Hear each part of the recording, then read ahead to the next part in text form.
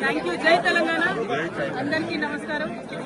ఈరోజు మహాశివరాత్రి సందర్భంగా తెలంగాణ ప్రజలకు అందరికీ కూడా హృదయపూర్వకంగా శుభాకాంక్షలు తెలియజేస్తున్నాను. అట్లానే యావత్ భారతావనిలో కూడా మహాశివరాత్రి అంటే చాలా పెద్ద పర్వదినం. ఈ పర్వదినం సందర్భంగా మన దేశంలో ప్రజలు అందరూ కూడా సుభిక్షంగా ఉండాలని చెప్పి మనస్ఫూర్తిగా కోరుకుంటున్నాను. మన తెలంగాణలో దక్షిణ కాశీగా పిలువబడేటటువంటి వేములవాడ రాజన్న దర్శనం చేసుకోవడం నా పూర్వజన్మ సుకృతంగా నేను భావిస్తా ఉన్నాను. అది కూడా శివరాత్రి రోజు పొద్దున్నే అయ్యవారి దర్శనం, అట్లానే అమ్మవారి దర్శనం, లక్ష్మీ గణపతి దర్శనం చాలా అద్భుతంగా సాగింది. మరి మనకు వేములవాడ రాజన్న అంటేనే కోడెమొక్కల రాజన్న. మన తెలంగాణ ప్రజలకు కొంచెం బంగారం లాంటి మన రాజన్న. మరి రాజన్నను అంతకుముందు ఆంధ్ర పాలకులు బద్నాం చేసిన విషయం మీకు తెలిసిందే. ఎవరు వేములవాడకు వస్తే వాళ్ళు ఎలక్షన్ గెలవరని చెప్పి అపవాదు పెట్టి వేములవాడ క్షేత్రాన్ని దేవుళ్ళని కూడా బద్నాం చేసే పరిస్థితి ఉంది. కానీ గత 10 సంవత్సరాలుగా కేసీఆర్ గారి పరిపాలనలో సిరిసిల్ల జిల్లాను ప్రత్యేకంగా క్రియేట్ చేసి మరి ఏర్పాటు చేసినటువంటి సిరిసిల్ల జిల్లాలో గర్వంగా సగర్వంగా మన రాజన్న పేరు పెట్టుకొని రాజన్న సిరిసిల్ల జిల్లా అని చెప్పి మనం ఏర్పాటు చేసుకోవడం జరిగింది. ఆ తర్వాత కూడా ఎట్లా అయితే ఇది ఒకప్పుడు రాజరాజ నరేంద్రుడి సమయంలో అద్భుతంగా వైభవోపేతంగా ఈ ఆలయం ఉన్నది, అట్లానే 30 ఎకరాల భూమిని కూడా మరి చెరువు కోసం కొని ప్రభుత్వం నుంచి తీసుకొని అట్లానే బతికోచమ్మ కూడా నిత్యం అనునిత్యం బోనం ఎక్కుతుంది వేములవాడలో. అటువంటి బతికోచమ్మ డెవలప్మెంట్ కోసం కూడా 10 ఎకరాలు సపరేట్ గా కొని, ఎందుకంటే వేములవాడ దక్షిణ కాశీ అంటే ఎట్లుంటారో అట్లనే ఉంటది. చిన్న చిన్న గల్లీలు ఉంటాయి, ఎవరు అమ్మేటటువంటి పరిస్థితి ఉండదు.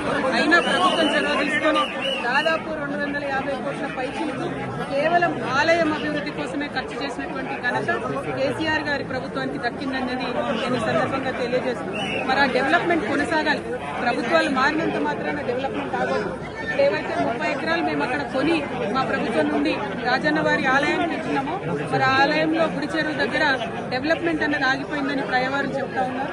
ఆ డెవలప్మెంట్ కంప్లీట్ చేయాలి. అక్కడ అనుకున్నటువంటి హాల్స్ కానీ, కళ్యాణ మండపాలు కానీ, చౌల్ట్రీలు కానీ ఇవన్నీ ఫినిష్ చేస్తే వచ్చిపోయేటటువంటి భక్తులందరూ కూడా మంచి ఉపయోగంగా ఉండేటటువంటి ఆస్కారం ఉంటుంది.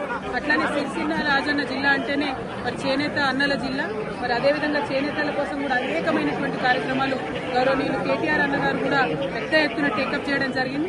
కానీ అవన్నీ కూడా ఇప్పుడున్నటువంటి ప్రభుత్వ హయాంలో వడకేసరి నేతన్నకి ఇస్తా అన్నది ఏది కూడా ఇస్తలేరు. మళ్ళీ సిరిసిల్లగా మార్చేటటువంటి ప్రయత్నం జరుగుతూ ఉంది.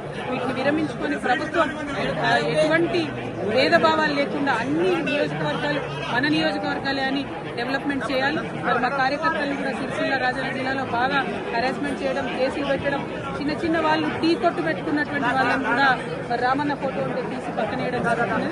ఇంత భేదభావం అవసరం లేదు. ఇవాళ పండగ రాజకీయం మాట్లాడదనుకున్నా, కానీ మనకు తెలంగాణ ఉద్యమ సందర్భమైనా కూడా ఎప్పుడైనా కూడా గుడైనా బడైనా చెప్పేది గంటపతంగా చెప్పేటటువంటి నిజాయితీ ఉన్న వాళ్ళం కాబట్టి ఈ అంశాలు కూడా చెప్పాల్సి వస్తుంది.